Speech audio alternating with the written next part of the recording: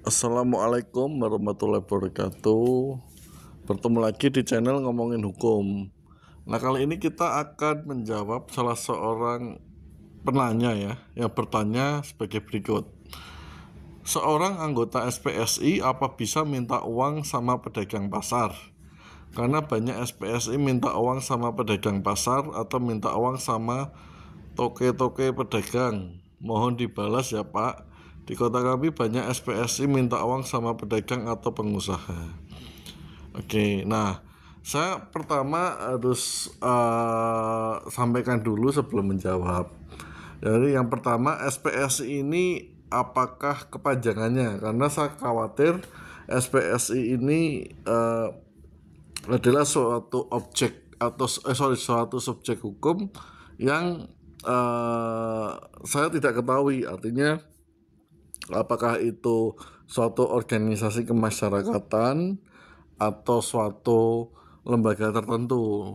Nah, yang kedua, untuk kewenangan meminta uang kepada pedagang pasar, pertama harus ada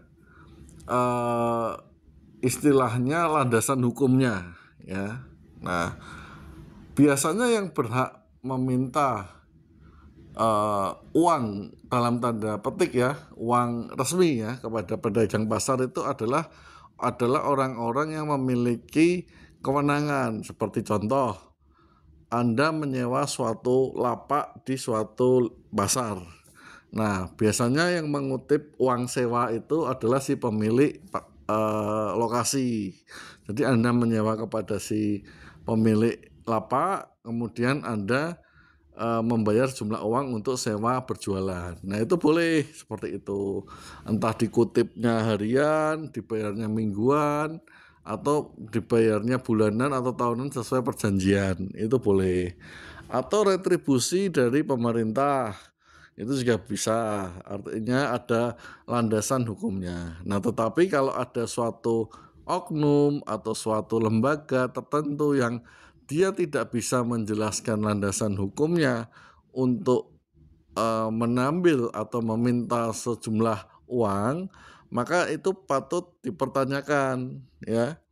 Jadi Anda harus tanya dulu sebelum dikutip gitu ya, ada nggak dasar hukumnya atau landasan yuridisnya. Kalau dia tidak bisa menunjukkan, maka dia tidak memiliki hak, ya, seperti itu.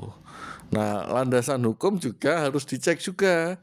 Apakah landasan hukumnya itu valid, sesuai dengan aturan, dan masih berlaku. Jadi bisa saja orang mengaku-ngaku sebagai perwakilan lembaga X gitu ya.